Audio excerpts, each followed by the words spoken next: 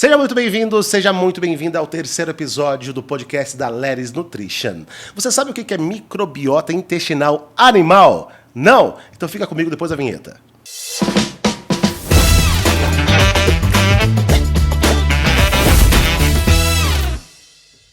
Muito bom, hoje estou aqui com a professora doutora Ananda Portela Félix, ela que é zootecnista, mestre, doutora em nutrição animal, professora associada do Departamento de Zootecnia da Universidade Federal do Paraná, uma das maiores autoridades nacionais e internacionais sobre o assunto. Seja muito bem-vinda, doutora. Muito obrigada, e muito obrigada pela generosa apresentação também. Muito legal. Vamos começar falando um pouquinho sobre você, sobre sua trajetória, por que você resolveu entrar nesse universo? Conta pra gente um pouquinho da sua história. Pode deixar. Então, assim, eu sempre gostei muito de animais. Então, eu sabia que pro futuro eu queria trabalhar com animais. Mas quando eu estava terminando o ensino fundamental, eu tive a oportunidade de cursar o ensino técnico junto com o ensino médio na Escola Estadual Presidente Vargas, que é o ET aqui do estado de São Paulo. E na época eu escolhi fazer o curso de nutrição e dietética humana. E eu fiquei completamente apaixonada por nutrição também. Então eu fiquei, e agora? Eu vou para a área animal ou vou para a área de nutrição? E eu tive o prazer de encontrar a zootecnia, que é um curso que me proporcionou juntar essas duas áreas. Para quem não sabe direito o que é zootecnia, o que faz um zootecnista? O zootecnista, de modo geral, ele vai trabalhar com os animais. Então, diferente do médico veterinário, a gente não trabalha com a parte clínica, mas a gente pode atuar com qualquer espécie animal, melhorando as técnicas de manejo, de cuidados, de prevenção de doenças, cuidar da alimentação e da nutrição desses animais. Então, tem várias áreas que a gente pode trabalhar com os animais. Então, me parece que é algo um pouco mais amplo do que o curso veterinário, é isso? A gente pode dizer que é bem amplo, porque a gente vai principalmente prevenir doenças desses animais. Uhum. Então, você fez lá o curso de nutrição, certo? E depois, como que você continuou essa trajetória aí até escolher a zootecnia e etc.? Até então eu não conhecia o curso de zootecnia, então eu pensava em fazer medicina veterinária, mas eu nunca gostei da parte clínica. Então fui estudar, fui procurar novos cursos e possibilidades e eu encontrei a zootecnia que eu poderia trabalhar com nutrição animal sem trabalhar com a parte clínica. E você estudou aqui no estado de São Paulo mesmo ou já foi para fora? Eu estudei aqui na Unesp, campus de Ilha Solteira. Ilha Solteira, então fez o curso na Unesp e depois o que te levou lá para a Universidade Federal do Paraná? Eu tive a possibilidade porque era um laboratório relativamente novo, que trabalhava com pesquisas em nutrição de cães, coordenado pelo professor Alex Maiorca, e eu tive a oportunidade de fazer o meu estágio final de curso lá. E eu gostei muito da Universidade Federal do Paraná, do Laboratório de Estudos em Nutrição Canina, que hoje eu tenho a alegria de poder coordenar também esse laboratório junto com a professora Simone. E fiquei lá, nunca mais quis ir embora. Muito legal, tem uma pergunta bem bacana aqui, ó. Como se define a nutrição animal e o que significa nutrir um animal? É bem importante essa pergunta, porque acho que isso é a base de tudo, né? A nutrição, ela é um parâmetro vital, né? Tanto de nós humanos, como outras espécies animais também, né? Então, nutrir um animal significa fornecer todos os nutrientes que esse animal precisa nas concentrações corretas. Então, sem excessos e sem deficiências para que ele possa se manter saudável. Hoje em dia, principalmente para nutrição de animais de companhia, esse tema assim, nutrir um cão, nutrir um gato, ele vai além disso tudo. Porque além de fornecer todos os nutrientes que ele precisa para que ele não tenha nenhuma doença, nenhum problema de deficiência nutricional, hoje em dia a gente estuda muito como a nutrição pode melhorar ainda mais a saúde e a longevidade dele. Então, nutrientes que sejam funcionais, por exemplo, para reduzir estresse oxidativo, reduzir processos inflamatórios e manter esse animal mais saudável por mais tempo. Quando você fala de longevidade, hoje, qual que é a quantidade de anos que um pet, um cão, um gato dura? O cão varia bastante porque depende muito do porte. Geralmente, infelizmente, cães de porte grande, gigante, têm uma vida menor. Então, muitos deles têm uma expectativa de vida, algumas vezes, de até 10, 12, 13 anos. Enquanto cães de pequeno porte, a gente tem muitos relatos deles viverem 18 anos, então muito mais tempo. Assim como os gatos, que podem viver também em torno de 18, 20, tem relatos de gatos que viveram até 21 anos, Sério? até um pouquinho mais. E com essas pesquisas avançadas dessas alimentações aí, ultra tecnológicas, vamos dizer assim, vocês conseguem prever um aumento do número de tempo de vida dos animais ou não? Tem alguns estudos que conseguem mostrar, por exemplo, que o animal que foi nutrido adequadamente, então, por exemplo, é um animal que tem uma condição corporal ideal, não é um animal obeso, por exemplo, ele tem uma expectativa de vida bem maior. Então, mais ou menos, a gente tem uma previsão que esse animal vai viver mais. Do mesmo modo, se o animal tiver alguma condição clínica que a nutrição possa atuar como coadjuvante ao tratamento convencional, um caso clássico é animais com doença renal crônica, com diabetes. Então, eu consigo ter alterações nutricionais específicas para esses casos, que faz com que esses animais vivam mais do que os animais que não recebem a nutrição adequada. Então, hoje em dia a gente fala muito também que não é só a nutrição aumentar a longevidade, mas é aumentar a longevidade com qualidade de vida. Eles têm que viver mais, só que melhor também, né? Segundo a medicina chinesa, fala-se que o intestino é o segundo cérebro. Isso também vale para os pets? Com certeza. É. E é interessante porque cães e gatos, eles têm origem carnívora, né? Seus ancestrais são carnívoros, o gato é um carnívoro estrito até hoje, né? E por serem carnívoros, eles têm um trato gastrointestinal relativamente curto e simples. Então é engraçado que você vê o intestino do cão e do gato, principalmente, é muito curto. Então parece assim que talvez fosse até ter um impacto menor sobre a vida dele, já que é um segmento pequeno. Mas esse segmento pequeno tem um microbioma muito diverso, rico e muito especializado para várias funções que vão impactar na vida toda desse animal. Um exemplo do segundo cérebro clássico, mais ou menos 90 a 95% da serotonina é sintetizada no intestino e não no sistema nervoso central. E essa serotonina que tem uma influência geral no humor, em várias questões, né? Nos casos dos animais, dos pets, isso também ocorre? Existe produção de serotonina? Sim. Sério? Sim. Porque isso no humano, né, muito, cada vez mais conhecido, a importância. Conta um pouquinho sobre essa questão da produção de serotonina no intestino também dos pets.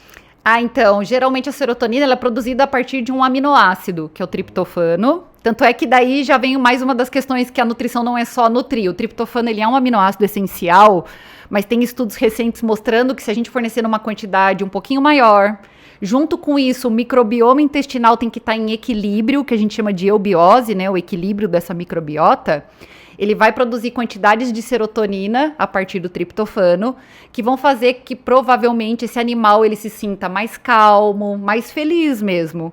Então, esse tipo de estudo comportamental relacionando nutrição com comportamento é muito importante, considerando que muitos cães, principalmente, alguns gatos também, mas muitos cães, eles têm problemas de saúde psicológica parecida com nós humanos. Inclusive, tem alguns relatos, assim, de realmente uma depressão ou algo parecido com uma depressão, ou mesmo que a gente chama que seria um dos problemas mais graves, que é o estresse de separação, que é o dono do cão, do gato, né, o responsável por esse animal, sai para trabalhar e esse animal fica muitas horas sozinho dentro de casa. Então, às vezes, esse animal ou fica chorando e latindo muito, ou começa até a se mutilar mesmo, a lamber excessivamente a pata, por exemplo. É interessante porque tem estudos também que falam sobre os humanos que existe uma relação do intestino com a depressão. Sim. Portanto, da alimentação com a depressão. Sim. Isso ocorre também nos pets? Provavelmente. A gente tem mais evidências em humanos, mas sim. A gente tem, por exemplo, a disbiose, que seria o desequilíbrio da microbiota intestinal. Porque, por exemplo, o animal comeu alguma coisa que comprometeu a saúde intestinal dele. Dependendo do antibiótico que ele toma, causa uma disbiose. Nesse caso, em cães, a gente já tem comprovações muito consistentes que reduz o Turicibacter, que é o gênero bacteriano responsável pela homeostase da serotonina no intestino. Então, um animal em disbiose intestinal, desequilíbrio dessa microbiota, ele vai ter impacto na produção de serotonina, isso vai refletir provavelmente no comportamento dele. Olha só, e para quem não sabe o que é microbioma, microbiota, explica um pouquinho pra gente do que se trata tudo isso, porque eu sei que tem uma galera que vive dentro da gente, né? Não é isso? Muito. E dos animais também, né? Muito. Então, a diversidade dessa que a gente chama de microbiota intestinal, na verdade, a gente tem mais micro-organismos do que células no organismo como um todo, né? Na pele, no trato respiratório, em vários sistemas do organismo, né? Mas se a gente for focar agora aqui falar de microbiota intestinal, então existem muitas espécies de bactérias que elas são responsáveis por produzir muitos metabólitos fundamentais para a saúde do organismo. Então, quando a gente fala de microbiota intestinal, são muitas espécies tendo um papel fundamental para a nossa saúde, tanto nosso quanto do nosso cão e do nosso gato também. E eles não necessariamente dependem da gente, eles têm uma vida própria, né? Não é isso? Eles dependem do que a gente come para chegar lá e de algumas características nossas também, porque existem algumas trocas entre o que está na corrente sanguínea, no sistema linfático, com o intestino, né? Mas, de modo geral, eles têm uma certa independência. É um universo fascinante, né? Ai, é incrível. Eu acho que você é suspeita para falar. Tem mais perguntas aqui, ó. Quais foram as principais mudanças que você tem observado na nutrição de cães e gatos? Aí a gente tem quase que um conflito, se realmente não é um conflito mesmo, né? Que seria o quê? Qual que é o problema, de certo modo, da nutrição de animais de companhia? A gente tem o que os pesquisadores pesquisam e realmente comprovam cientificamente que é melhor ou pior para esses animais do ponto de vista nutricional. Mas até essas comprovações chegarem até o animal, tem que passar pela pessoa responsável pelo cão e pelo gato. E muitas vezes o que o responsável pelo cão e pelo gato acredita que é melhor para o seu animal, não é verdade, porque ele não necessariamente entende de nutrição. E a gente tem que lembrar que a gente pega muitas referências da nutrição humana, do que é saudável pra gente, e muitas vezes a gente quer extrapolar para o nosso cão e para o nosso gato, mas a gente tem que lembrar que eles são espécies diferentes, a gente não pode extrapolar tudo. Então tem coisas que a ciência evolui mostrando que é melhor, mas até chegar para o responsável do cão e gato é difícil porque ele pode ter uma interpretação diferente disso. Quando você fala extrapolar, você quer dizer o que exatamente? Por exemplo, tem muito essa questão assim, uma alimentação mais natural, com mais verduras e legumes, é muito saudável. O consumo de alimentos menos processados para nós humanos é mais saudável. Aí a pessoa pega o termo menos processado e acredita o quê? Então, se eu fornecer carne crua e vegetais crus, é melhor, porque a ração é processada. Mas a gente tem que lembrar que os processos são completamente diferentes, né? A palavra processo, às vezes as pessoas acham que é tudo igual, mas o nosso ultraprocessado, a gente pode pensar principalmente por excesso, às vezes, de gorduras saturadas, excesso de alguns tipos de conservantes que, em excesso, a longo prazo, podem trazer algum prejuízo, mas é completamente diferente do processo de pet food. Então, esse seria um dos exemplos, assim, não, a alimentação superprocessada faz mal para mim, não vou dar uma ração processada para o meu pet, sendo que é muito diferente. Bem diferente, na verdade, essa ração processada, ela tem muita tecnologia envolvida, né? Exatamente, é muita. Então, muitos alimentos são produzidos sem a pessoa tocar no alimento, é tudo automatizado, mas de modo muito bem controlado. Eu sempre digo assim, eu visitei várias fábricas já ao longo dos tempos, né? O controle de qualidade é muito maior do que o que eu tenho para fazer meus alimentos em casa. Porque em casa eu não vou analisar se tem micotoxina, se a gordura está oxidada, dos alimentos que eu vou processar e consumir. A fábrica analisa tudo. E só vai usar esses ingredientes se tiverem em conformidade. Entendi. Vamos lá, próxima pergunta aqui. Hoje a nutrição é considerada pela Associação Mundial de Veterinária como o 5º parâmetro vital, junto com outras necessidades. Você pode nos explicar a importância deste fato? É muito importante. Lá vou eu suspeita para falar novamente. Mas acho que principalmente assim, se os estudantes de medicina veterinária estiverem nos escutando, ou você médico veterinário também, né, que já é formado e já atua, se você não faz a anamnese nutricional, eu acho que é um problema muito grave. Porque, por exemplo, né, um filhote de cão que vai pela primeira vez no veterinário para tomar as primeiras vacinas. Muitas vezes já aconteceu isso comigo, mesmo levando minha cachorrinha, né, para o veterinário vai lá, aplica a vacina e tchau.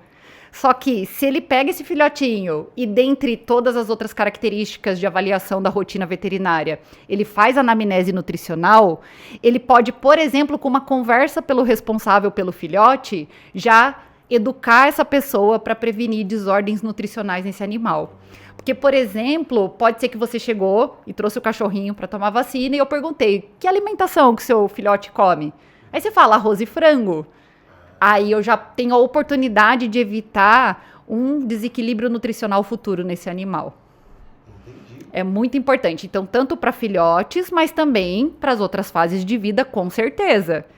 Então, muitas vezes você faz lá a avaliação da condição corporal desse animal, você já identifica que ele está com sobrepeso, você já pode corrigir isso e encaminhar o responsável junto com o seu animal para fazer um programa de perda de peso no animal.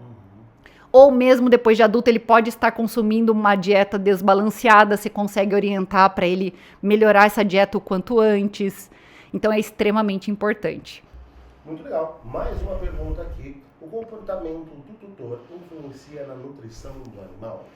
Com certeza. Então, a gente não pode generalizar com certeza, né? Porque essas interações são muito complexas mesmo. Mas tem várias pesquisas, principalmente mais recentes, que mostram que é bem claro. Então, os responsáveis por cães e gatos que são mais sedentários ou que têm uma alimentação mais desbalanceada, alguns que são acima do peso, provavelmente o pet também vai passear menos, vai ser mais sedentário e estará acima do peso. Outras pesquisas mostram que, inclusive, não só a questão de hábitos diários, mas, inclusive, sua filosofia de vida. Eu sou vegana. Pode ser que eu queira transferir isso e as pesquisas mostram que a maioria quer transferir esse mesmo estilo de alimentação para o seu cão e para o seu gato. Então, com certeza, a gente tem uma influência muito grande sobre o que eles comem e isso reflete muitas vezes como nós nos alimentamos. Essa questão do ambiente onde o animal está inserido. Com certeza. Né? Hoje, eu sei que é um assunto um pouco mais amplo e mais ligado a outra linha de estudo, mas existe dentro da constelação familiar, já ouviu falar da constelação familiar? Pode falar. Existe uma influência também sistêmica dos animais, né? Os humanos acabam tendo algum tipo de comportamento, esse comportamento vai sendo modelado pelos outros humanos que estão no mesmo espaço, e eu acredito que os animais também acabam sofrendo aí essa espécie de modelagem por conta desse comportamento, não é isso? Sim, eu não sei opinar sobre constelação familiar, mas independente disso, com certeza. Então, como esse animal, ele interage com o responsável por ele em casa e as relações familiares, com certeza. Influencia no animal. Com certeza. Bacana, vamos lá. A nutrição deve ser pensada em cada situação ou para determinadas necessidades dos animais. Essa é uma pergunta. E outra aqui, os pets também são o que comem? Com certeza também, né? Então, muito legal essa pergunta, porque é o que a gente falou, né? A nutrição, ela é muito específica, muito. Hoje em dia, cada vez mais a gente fala até em nutrição de precisão. Claro que não precisa chegar num rigor tão grande assim para os pets, que eles têm que comer muito certinho, também não tem essa necessidade. Mas o que seria essa nutrição mais precisa? É a nutrição mais adequada para cada espécie. Então, o gato tem que comer ração de gato, o cão vai comer de cão. E para cada estádio fisiológico, né? Então, um filhote tem necessidades muito diferentes de um adulto e um animal sênior tem necessidades diferentes de um cão adulto. Pelo menos algumas delas já são conhecidas, outras ainda não. Eu acredito que a gente está partindo muito até para uma nutrição mais individualizada. Não que isso vá ser uma realidade a curto prazo, mas já existem algumas situações da pessoa, assim como a gente busca um nutricionista humano para fazer uma dieta personalizada. Está crescendo bastante o número de profissionais que também podem fazer isso, fazer uma formulação personalizada para os animais. Que interessante. E as empresas acompanhariam esse processo? Produzindo rações específicas, é isso? Existe nos Estados Unidos uma empresa que você tem um sistema como se fosse uma inteligência artificial mesmo, que são algumas perguntas, daí o responsável pelo cão ou pelo gato responde. Então, raça, idade, sexo, grau de atividade física, como são as fezes. Esse cão ou esse gato, ele come na hora que você coloca no potinho ou ele demora para comer? Muitas perguntas. Depois que você responde todas essas perguntas, ele gera uma ração específica para essas características e ele entrega na sua casa depois. E hoje, pelo gene do animal, é possível pensar em possíveis doenças que ele pode desenvolver? O melhor tipo de alimentação? É possível fazer isso? Com certeza. Isso que até que você comentou, existe um ramo da ciência chamado nutrigenômica, que já é relativamente avançado para a nutrição humana e a gente ainda tem alguns estudos iniciais em cães e gatos, mas está caminhando para a gente conhecer cada vez mais. Mas com certeza, então os animais eles têm podem ter, né, uma predisposição genética para algumas doenças, né? E essa doença vai se manifestar dependendo da idade e dependendo da relação com o ambiente, inclusive com o que ele come, né? Então, esse ramo da nutrigenômica é uma ciência que estuda, dependendo da composição da dieta, eu consigo inibir, por exemplo, genes que causam inflamação no organismo, ou que podem causar mutação nas células, né, um possível caso de câncer.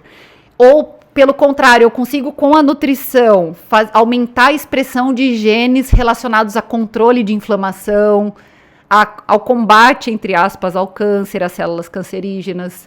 Então, os estudos estão avançando, mas em cães e gatos ainda são bem iniciais. Que interessante, né? Acho que esse assunto aí dá um outro episódio. Bom, vamos lá, mais uma pergunta aqui.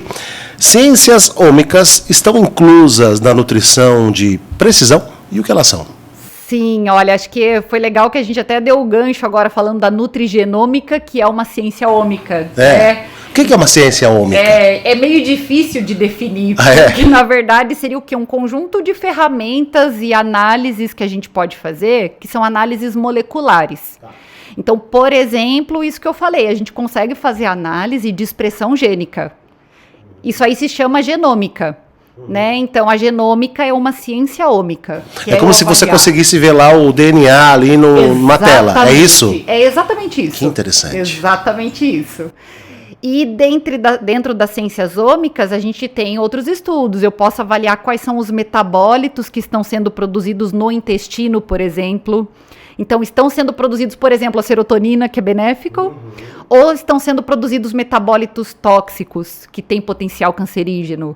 Isso dependendo da dieta e dependendo da eubiose, da saúde intestinal das bactérias que estão habitando o intestino. Então, as ciências ômicas são ferramentas moleculares bem avançadas que permitem a gente conhecer, por exemplo, o que a gente está falando, né? Qual a composição do microbioma intestinal. Eu consigo avaliar geneticamente as bactérias que estão ali. Porque antigamente, o que a gente fazia? Coletava as fezes e fazia plaqueamento em placa de Petri para ver qual bactéria que vai crescer. Ah, cresceu lactobacillus, então tem lactobacillus no intestino. Ah, entendi. É por tentativa e erro. Ela é bem pouco específica, porque é difícil, né? Tem centenas de espécies e às vezes crescia só o lactobacillus, mas e os outros? Os outros, por plaqueamento, a gente não conseguia fazer crescer. Então, as ciências ômicas permitem o quê? Eu ler o DNA do que está ali, naquele ambiente. Vai direto ao ponto. Vai direto ao ponto. Só que daí, junto, eu sei que a Aleris trabalha bastante com isso, né? Tem que ter ferramentas e pessoas que saibam trabalhar com a bioinformática dos dados. Por quê? As ciências ômicas, ela geram uma quantidade de números muito grande. Mesmo de expressão gênica ou de composição do microbioma intestinal. Então, você tem que fazer um tratamento matemático e estatístico desses dados para você conseguir filtrar e ver realmente o que diferiu ou não, dependendo da dieta que o animal consumiu. Entendi, nossa, tem muita coisa ainda pela frente aí, né? Bom, me surgiu uma pergunta aqui que eu acho que é interessante.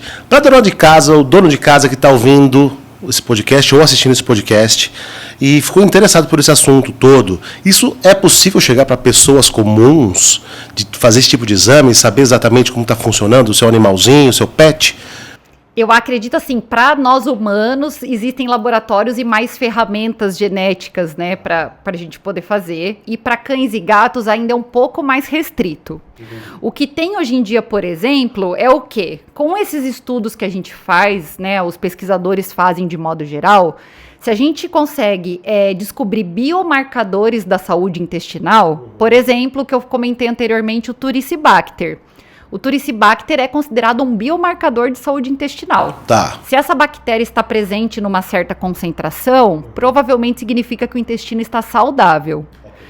Ele é muito sensível. Num caso de desequilíbrio da microbiota, o Turicibacter vai diminuir muito, assim como outros biomarcadores. Então, o que está um pouco mais acessível, principalmente nos Estados Unidos? No Brasil ainda são poucos laboratórios que fazem. É identificar apenas os biomarcadores. Então, será que tem o Turicibacter? Será que tem um micro-organismo com potencial patogênico? Então, tem por PCR quantitativo, né, uma ferramenta genética, a gente consegue analisar se tem o Clostridium difficile, que é uma bactéria com potencial patogênico. Entendi. Então, o mais próximo da questão veterinária para você levar o seu animalzinho é se o clínico pedir esses exames, né? Principalmente de alguns biomarcadores. Ah, então tem um certo acesso. Tem.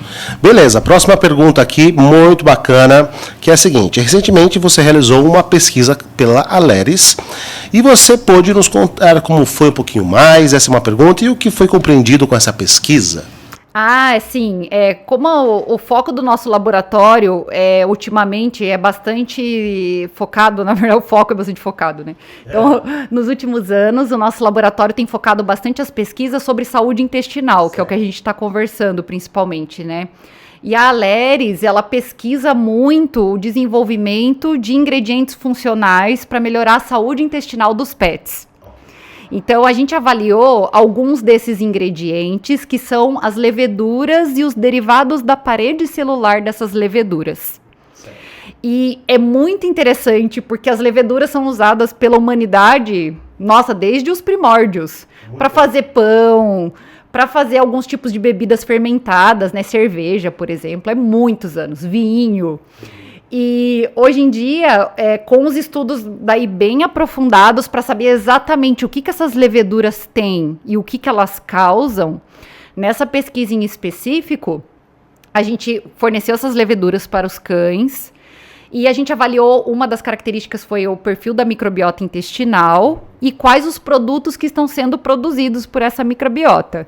E a gente viu que com o uso das leveduras, principalmente se tiver as frações da parede celular dela junto, que são os mananoligosacarídeos, beta-glucanas, que são componentes bem importantes da parede das leveduras, teve uma modulação da microbiota, aumentando esses biomarcadores de saúde intestinal, então aumentou bactérias consideradas benéficas, e aumentou produtos de fermentação considerados benéficos, por exemplo, o butirato, que é um anti-inflamatório natural lá no intestino. Então foi muito legal essa pesquisa, porque mostrou um efeito bem importante das leveduras sobre saúde intestinal dos cães. Só assim, a título de curiosidade, um dos reflexos da saúde intestinal do cão e do gato, com certeza é na saúde, longevidade, mas muitas vezes a gente consegue ver nas fezes deles.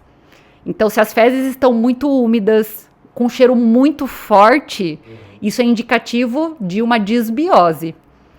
Pode ser ou não, claro que o médico veterinário que vai confirmar isso, mas geralmente se as fezes estão com odor controlado, estão consistentes, pode ser um indicativo que está tudo bem. Então, isso é muito importante para a indústria de alimentação de cães e gatos também, porque eles não querem, né, que o responsável pelo cão e o gato reclame das fezes depois também. Claro, né? Sem dúvida, sem dúvida. Faz todo sentido. Então é bem interessante. Beleza, vamos lá. E o que nós podemos, então, esperar da nutrição pet para o futuro? A gente já permeou um pouquinho desse assunto aqui, mas eu acho que é legal a gente retomar um pouquinho e perguntar o que você vislumbra aí do futuro. Eu acho assim, é bem essa relação entre o pet e as pessoas, ela se estreitou ainda mais na pandemia, que foi o que a gente tinha começado a falar, né? Então, eu acredito que para a nutrição do futuro, a nutrição pet, vai encaminhar justamente para isso. Provavelmente, ou uma nutrição mais individualizada. Tem muito ainda a tendência de nutrição humana, mas isso tudo são nichos, né? Então, tem nichos crescentes para uma alimentação mais natural. Então, com ingredientes mais frescos, sem o uso de aditivos sintéticos.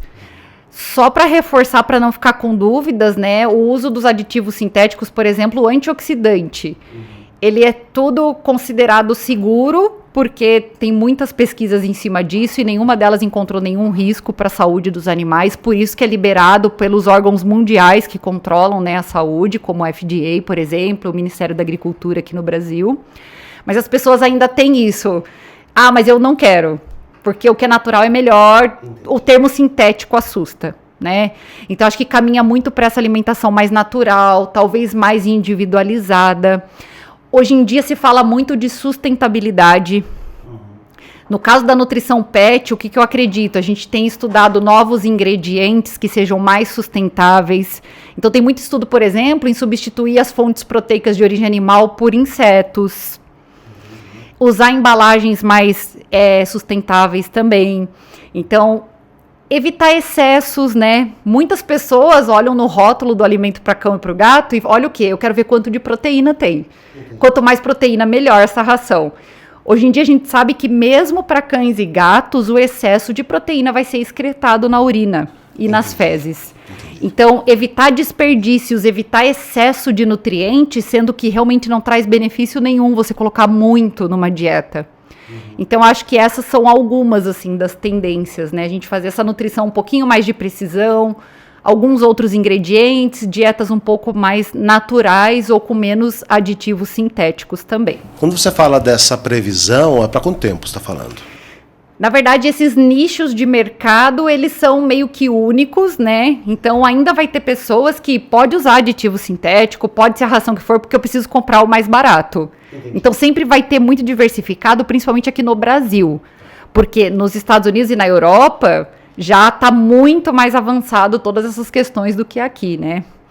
Mas eu acredito, assim, que crescer de modo expressivo em poucos anos, isso é uma tendência já, porque já é realidade muitos desses conceitos, principalmente nos Estados Unidos e na Europa. E acaba se tornando também uma realidade para o mundo depois, né? Com certeza. Aqui a gente vê que tudo que deu certo lá fora, aqui começa a surgir também e a caminhar dessa maneira também.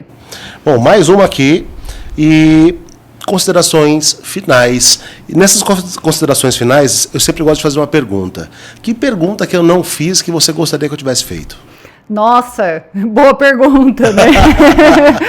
Na verdade, assim, não sei se seria exatamente uma pergunta, mas um comentário final, assim, que eu gostaria de reforçar é para os responsáveis pelos cães e pelos gatos tomarem cuidado, porque nutrição é algo realmente apaixonante. Porque a gente come, então mistura o que é gostoso com o que a gente acredita que é saudável. Então a gente muitas vezes leva toda essa paixão por alimentação e nutrição e a gente transfere às vezes de modo emocional para os pets. Então, deixar uma mensagem assim, reveja, pergunte para o médico veterinário responsável pelo seu animal, para confirmar os conceitos, confirmar o que você quer fazer, porque muitas vezes não é o melhor para o pet. E vamos nutrir também a microbiota intestinal, porque a nutrição está bem difícil. Além de nutrir o animal, a gente está vendo também o que os micro-organismos gostam de comer. Então, a gente nutre os dois. Ou o cão e centenas de bactérias. Aí vai ser um monte de espécies diferentes mesmo, né? Legal. Doutora, muito obrigado pela sua participação aqui no nosso episódio. A gente ficou muito feliz de te receber. Nós te importamos diretamente do Paraná, aqui do estado de São Paulo. E espero que você tenha gostado de participar aqui com a gente. E é isso. Tem alguma coisa mais que você gostaria de falar? Só agradecer. Muito obrigada mesmo. Foi um prazer participar. Muito legal. Eu conversei aqui com a professora doutora Ananda Portela Félix. Ela que é zootecnista, mestre e doutora em nutrição animal e professora associada do Departamento de Zootecnia da Universidade Federal do Paraná. Muito obrigado por estar com a gente aqui nesse episódio. A gente se vê no próximo episódio. Até lá!